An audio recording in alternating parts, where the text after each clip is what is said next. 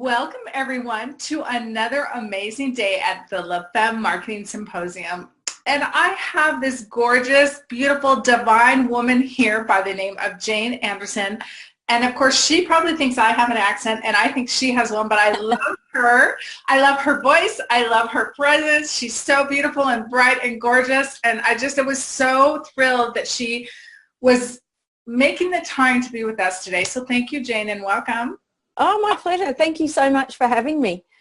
Well, we are glad to have you because you have some amazing things to share with us today. So before we dive deep into your topic, which is all around PR, expert to influencer, 12 key skills to attract new clients, increase sales, and leverage your personal brand to become an industry influencer. That's all about PR, right? It sure is. Well, great, Jane. So can you tell the group a little bit about you? I want to know your story. Like, how did you start doing this and how did you get into the online space? Yeah, I think we've all had careers, I guess, where all paths sort of end up leading to a spot, I think. And so I grew up in a country town, and I have very humble parents, and I grew up with a town where there are a lot of hippies. and so, you know, I had a very diverse, I grew up in a lot of diverse people, a lot of Indigenous people, a lot of farmers, a real beach style place. So it was just a really non-judgmental type world that I grew up in. And it wasn't until I moved to the city that I realized that, oh, wow, people kind of have these, you know, perceptions about you depending on where you grew up or what suburb you live in. And that was really quite a new thing to me. But I did a marketing degree at university and then moved into human resources. And really I worked for a family here in Australia called the Mathers family. And the Mathers family were at the time a chain of shoe stores across Australia. And Sir Robert Mathers was knighted by the Queen. And wow. So they were my first job, and I worked with them for 12 years. And so they had a huge influence on the way that I saw business. And so it was a small business working with them, but then it grew into a really big business. But something that always stayed, you know, consistent was what your name meant and what their family name meant in terms of their reputation, their business ethics, all that sort of thing. So I was very fortunate to learn about all this quite young. When I started with them when I was 14.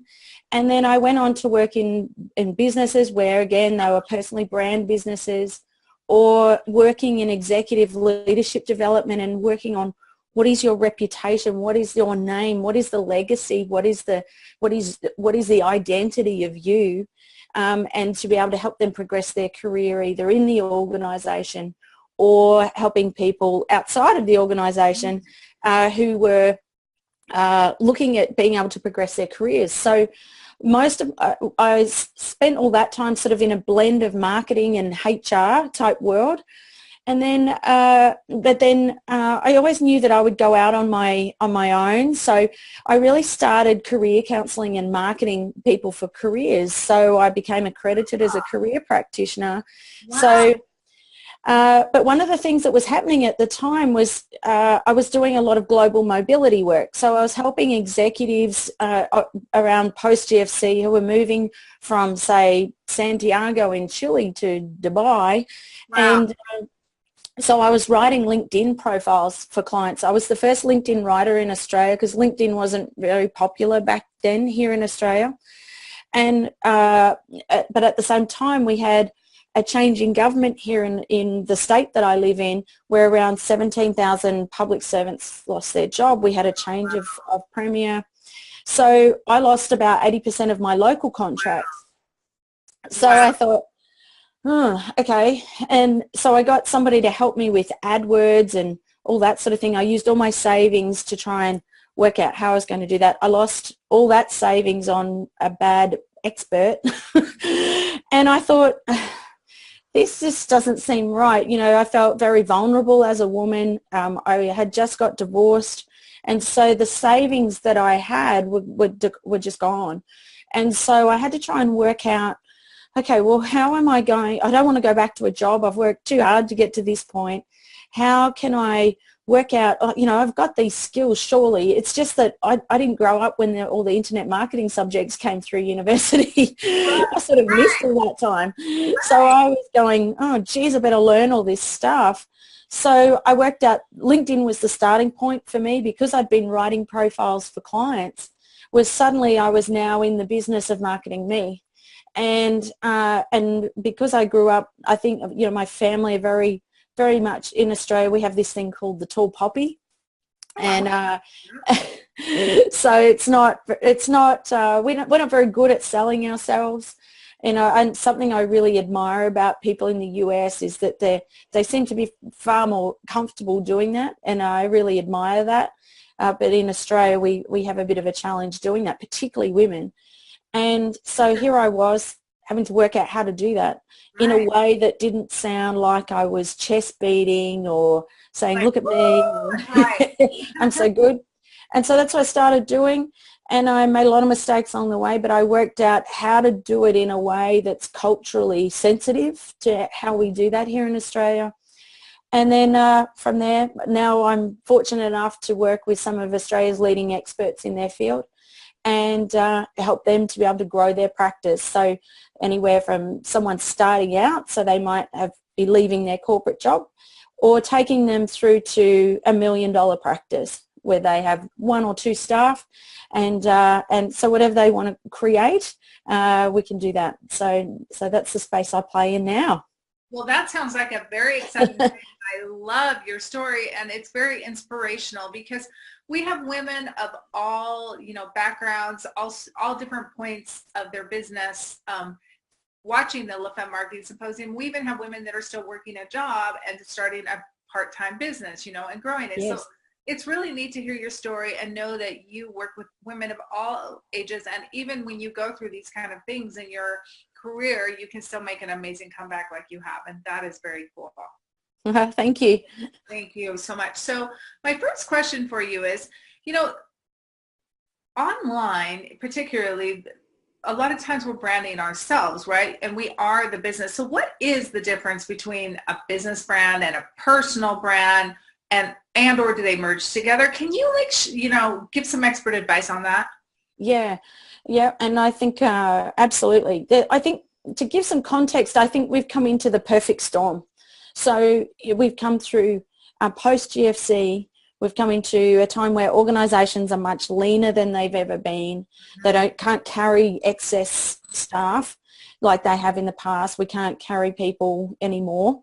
I think so we're seeing, so post that time we saw a rise in unemployment.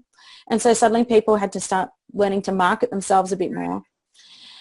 The other thing that started to happen, I think, was in 2013, I went to a Career Development Association conference here in Australia and saw Dr. David Bluestein speak from Boston College in the US. And he said, one of the challenges we've got as career practitioners is that it's not about identifying if you're good at maths and you're going to be good at engineering now. Career practitioners actually need to teach people how to become entrepreneurs. There just aren't the jobs in future. So that's I think really key, a really key insight. And I think the other thing is social media has leveled the playing field. So it's you know, you don't have to have the multi-million-dollar PR marketing budget that, you know, you know, even as a publisher, like experts that I work with in the past, you had to get a publishing deal to get a book written. Now you can self-publish. So all the barriers have been removed, but at the same time, organisations are now in an on-demand workforce. And there's a guy called Dr. Graham Codrington who I follow. I kind of got a professional crush on him. He's awesome, but he said, you know, personal branding for the future is the skill for the future. So to answer the question then, what's the difference between personal brand versus another brand? It's 2 things: emotional connection. Mm-hmm. So people don't have to trip over the name of a brand to get to you. I want to know who I'm working with. And that was a mistake I made. I had a business called Inside Out Training and Coaching. I still got it, but it's a blog now. But but it created a barrier between me and my customer. And so it was, people had to remember that brand plus a name plus, and the other thing is it commoditized me. So, and I find that happens with most of my clients, is when we're operating under a brand, suddenly we're trying to position ourselves along with the rest of the market. So a personal brand is one is emotional connection. The other thing is it comes back to who you know. So, and that is now based on social networks, on being able to educate them, engage them, and being able to reach out and find them. So it's not just about being found in the phone book now for a service. We have access to the full gamut of business development activities and tools, just as much as some of the top tier, marketing law, top tier law firms, accounting firms, wherever they might be.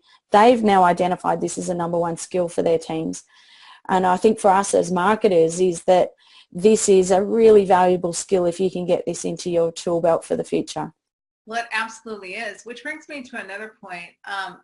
How does PR relate to the individual brand? As a personal brand, when I think of PR, I think of like press releases, I think of PR 2.0, stuff like that. Yeah. Is that something that you feel is very important for a personal brand? I have my own opinion, but I want to hear from you, the expert.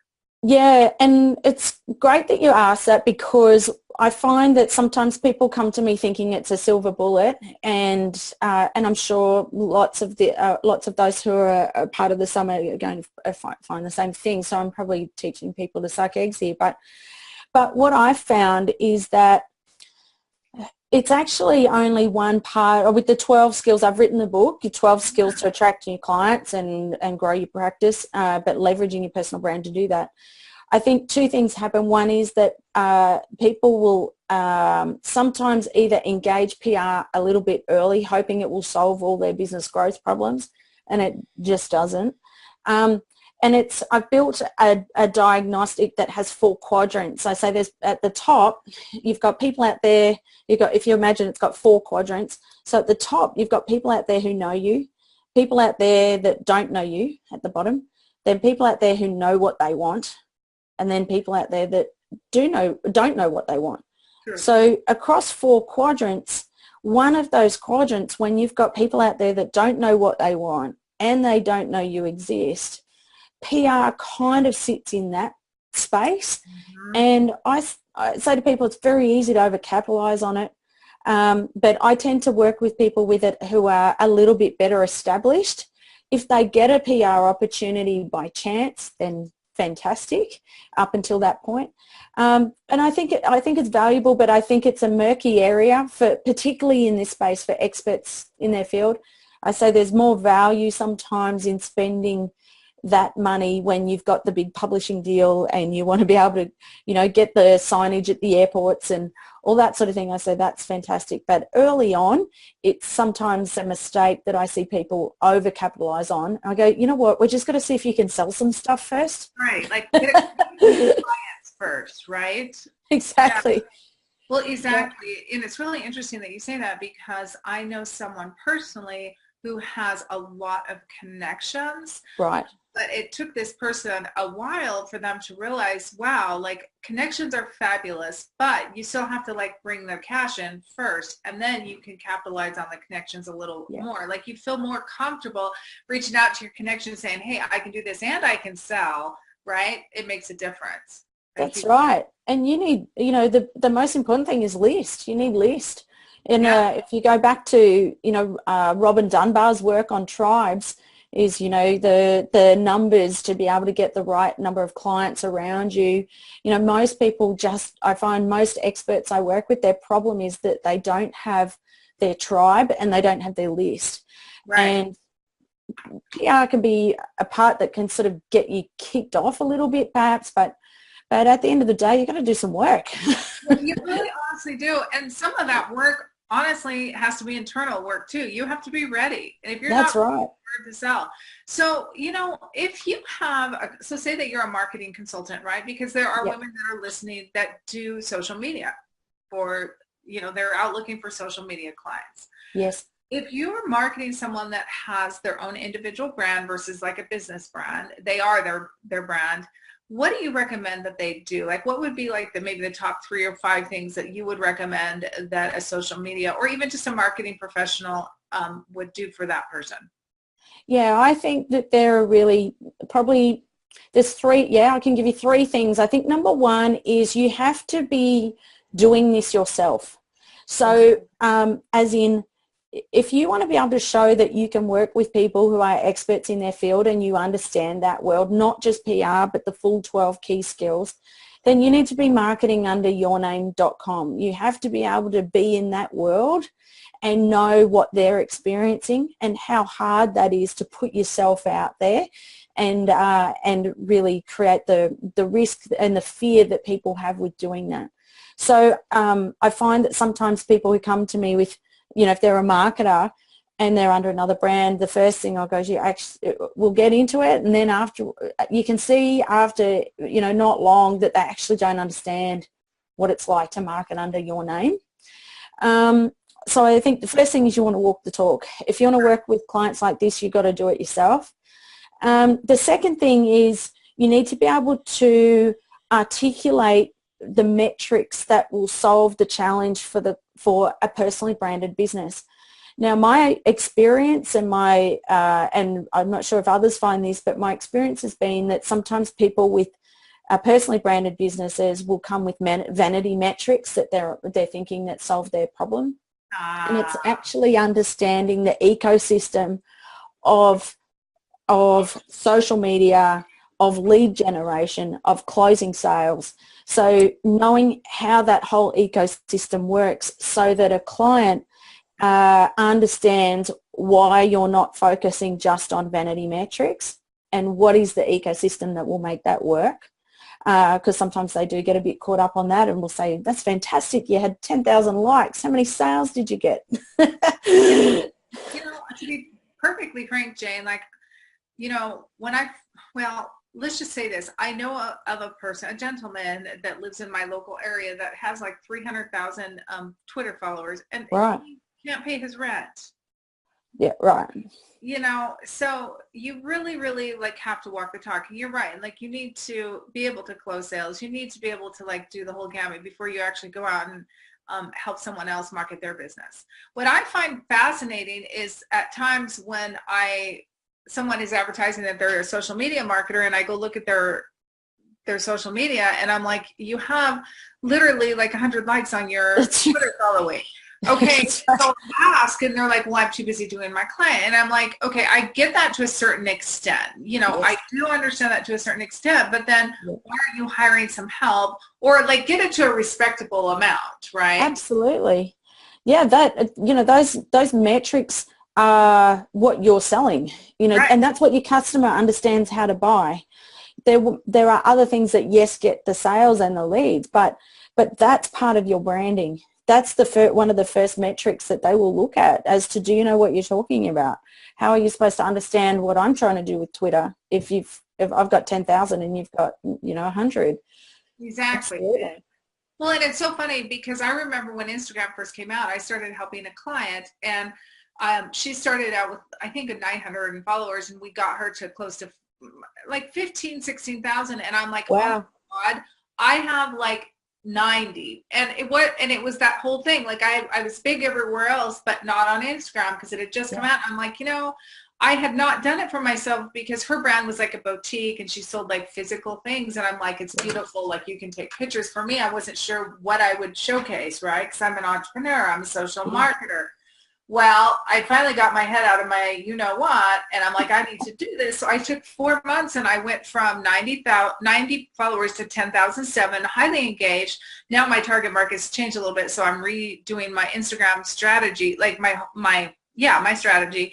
But the really interesting thing is I fell into that trap, and I realized I never can do that again, right? Yeah. Yeah, you've got to be the living example, haven't you, of what it is that if you're saying one thing and doing another, and I really acknowledge you for taking the time out to go and work that out, because I think what sometimes happens is it's easy to go, oh, I'll just get someone else to do that bit for me while I'm still going here. But you took the time to go and understand it. You got to know it inside out, back to front. And, I'm the same with LinkedIn. That's what I had to do. I had to learn it from someone in the US because no one here had the capability. But if you've got to take that time out and know it inside out, back to front, and be solid with it, that comes through in your conviction, doesn't it, and how you sell.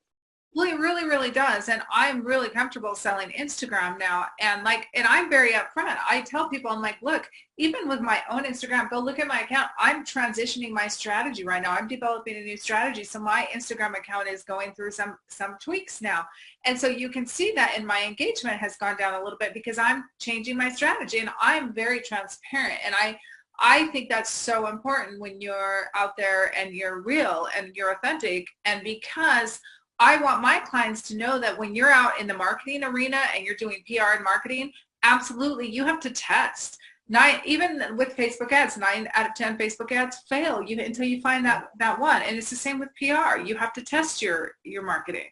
That's exactly right. I think everyone, sometimes I find, and sometimes clients too, but, we just want it to work immediately, and you've got to have the patience and the understanding without confusing your client so much, so that you're coming with empathy and understanding with them, and only then, if you can provide those insights, then they're not going to focus on the vanity metrics, and you're giving the example. You're the living example of what they're trying to do, which is fantastic. Exactly. So can you share with us what some key considerations that female marketers can best leverage their own personal brand to grow their practice? I think that's so important. Yeah, I think one of the things, I do a lot of work with female marketers within organisations as well. So I have clients who are female marketers who I mentor, but then there are also those within corporate who are mums. They're working, 3 days a week. They're working with professional services firms, things like that. So they're highly educated women, and they've chosen to have families as well. And I think one of the things, a few things I noticed. One is that, what was happening, I was going around town and I was talking to them all. I go, do you know this lady? Do you know this lady? And they'd all say no. And I go, wow, you're all in the same boat, but you actually don't know each other. And they would say, I'm too busy to attend networking events. I've got a lot of commitments. The challenge is that their confidence was a little bit low because they're often the only female in there, and they're the only one doing that role. Like, it's not like if they're working in a financial services firm, there's 10 other accountants. So, and they're on their own. So I think a few things are, be really mindful of connecting with other women if you can. And so what I created was I created just a LinkedIn group that's Women in Marketing for Australia and New Zealand. I don't do anything with it. I put a bit of content in there, but it was more that I felt sad for them, that I thought, you actually don't know each other. You need to know each other. So I just reached out and started that particular group. So I think one is knowing that there are other women out there like you, and trying to find them and connect with them. We didn't have a lot of that happening with the Australian Marketing Institute here in Australia. Hopefully that might change, but and if you haven't got that, just start it. Like, it took nothing to start the group. I think the other thing would be is, look for ways that you can leverage your expertise. So write your blog, share your thought leadership, because this is the skill that organisations are looking for and that they also need. The challenge I find is that I find for women in marketing is that they'll say, this is what we need to be doing, but they're not necessarily doing it themselves. And so that it reduces their influence with those organisations because they can't actually see what you're talking about. And so unless you're doing it because they're connected to you and they have that personal connection, then they don't feel as connected to what you're saying. So to have that influence, the other thing too is to protect your career. So you want to be able to do it so that you can protect either your business or career. If you're consulting in or you're on a contract or whatever, is that you never know. Things change so fast. I think it's really important to be proactive and really protect your career, but also to create opportunities through your communication. So whilst you might be busy working on a business or a brand, is just make sure that you're looking after your brand. Put your own oxygen mask on as well, because things change quickly in this game, as you know. And I think it's so important to be in the driver's seat as opposed to pushed around by the market. I absolutely 100% agree.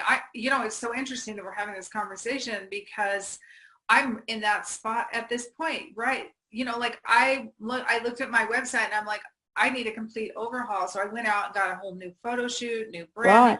Right. We're going to be doing that in the next 2 months.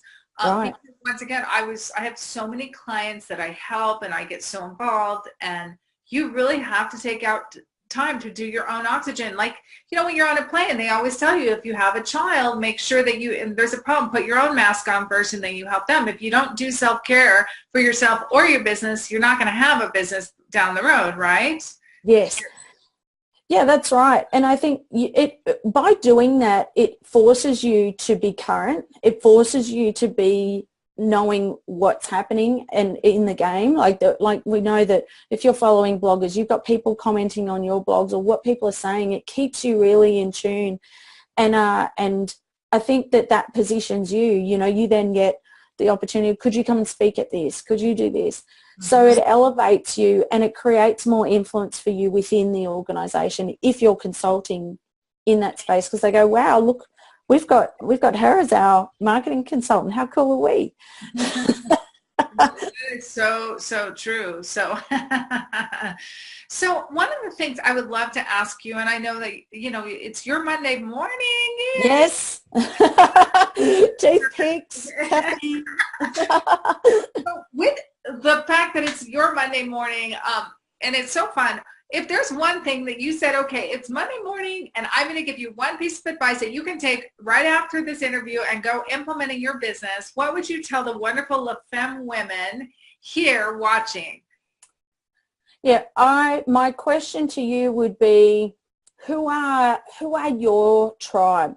Like, absolutely. So my tribe are women. Yeah, they're women entrepreneurs, literally of all walks of life. So I have women that are starting a business from scratch, that work a job. I have women that make 5 figures. I have women that make 6 figures. I have some clients that make 7 figures. My tribe is very big, and they're just women. But one thing I will say about the women that are in my tribe, they're all very, very feminine, but strong. They are very loving, but firm, and they're all about building relationships. They're all about being soul-centered and serving and making huge impact. That is the kind of women that are watching this symposium. Yeah. Yeah, and I think, and that's, you're super clear about that, which is great.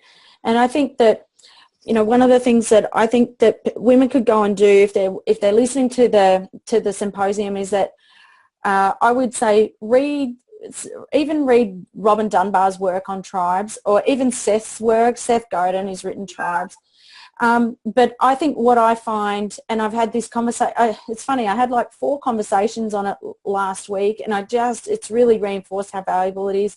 I get lots of clients and packs like you who have big social followings. I've, semi-celebrity type clients. I have athletes, Olympians, all that sort of thing. And they've got hundreds of thousands of followers. And you go, that's all fantastic. But the problem is they're so busy trying to be who everybody wants them to be. They're driven by hashtags. They're driven by all those vanity metrics. But they end up, when they grow, they end up being spread very thin and not very intentional, despite their best efforts. So be clear about who it is that you are. But the only way you can get that is through confidence and validation, through people who have trod the path. So your tribe, whilst you've got your tribe of customers, who's your board of directors? Who are the people that sit with you and advise you, or you can say, they can call you on stuff, or they can say, look, you really need to consider doing that. You did this the other day and I think you might want to stop that. Who are those people who tell you the truth, and who are those? It's Dunbar's 15, 150, 1,500, 15,000. If you can get who's that 15 in that board of directors for you. It'll keep you really concrete, it'll give you confidence, keep you solid, and be really intentional about what you're trying to create, and the ripple effect works from there. So I think if you could start to put that list together of who those people are, it'd be really valuable for you. I absolutely love that. And it all goes back to not only having a tribe, but who you surround yourself with, like you said, the board of directors. And it's really interesting that you say that too. I just feel like you're just touching home with me personally. Because I literally, with one of my business partners, I have a few business partners I like to work with. It's women. I like to partner with women and do projects. It's really, it fills my soul.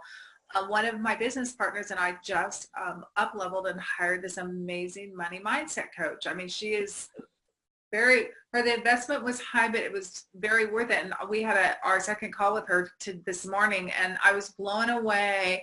I thought I had a high vibe and a high mindset, but she took me to a whole new level, and it was absolutely amazing, Jane. So she is my board of directors, and I am so glad. It's awesome. Yes. So what you said is absolutely divine. Thank you so much for sharing. Now, just before we part, I know that you have a free gift, and I would love for women to partake in your free gift, because I want them to become part of your tribe. Part of the reason I had you on here is because I do stalk you online. In a good way, not a weird way. And I just thought you were so nice, and that's why we reached out to see if you would be part of this. So I really would like to help people find out who you are and all about you, because you're amazing, and you're just a delight, and you're so fun and upbeat and gorgeous and bright and beautiful. Oh, thank you. It probably helps. It's Monday morning. Look, I think, when I did a marketing degree at university, we just didn't have the access to things that we have today. And I created this diagnostic. It's called the lead generation indicator. And it's specifically designed for people who are experts in their field, but people are starting their practice and identifying what are those 12 key skills. And, when I started to build this, it was actually one of the very first areas of IP that I started to build. And when I first built it, my mentor said, that doesn't make sense, I don't get it. But I persisted with it because it just kept coming up all the time. And so now it's turned into a diagnostic, a book, an online course, a mentoring program, a keynote. And so it's a massive piece of work that has evolved. And the diagnostic, I developed it a little bit earlier this year, and it helps people who are solopreneurs, but particularly experts in their space, to identify where are the gaps in my lead generation activity that cover off on those 4 quadrants we spoke a little bit about earlier. Identify exactly where that gap is. Where do I need to focus my efforts now?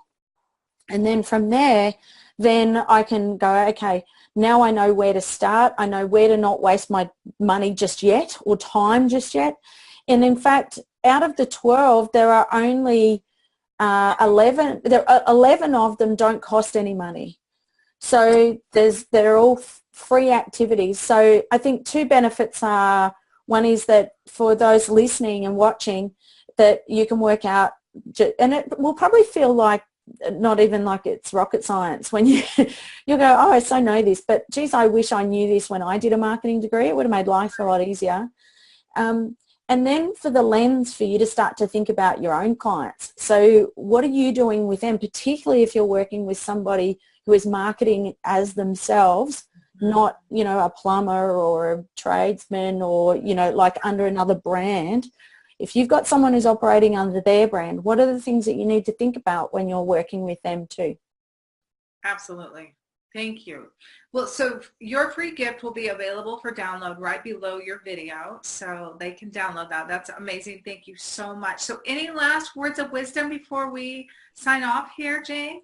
Oh, yeah, just on that with the free download. So it's normally $80 on my website, so you can go on it if you want to do that. But I think it will be valuable for those listening. So and yeah, I'll be really keen to hear if people use it and is it valuable to you and things like that. But I think if I said final words of wisdom, I think particularly for female marketers is do for yourself what you're doing for others. I love And that. That is absolutely key. Thank you, Jane. my Well, thank pleasure. you so much. And for those of you who are listening, stay tuned for another episode of the LaFemme Marketing Symposium. Have an incredible day. Bye-bye.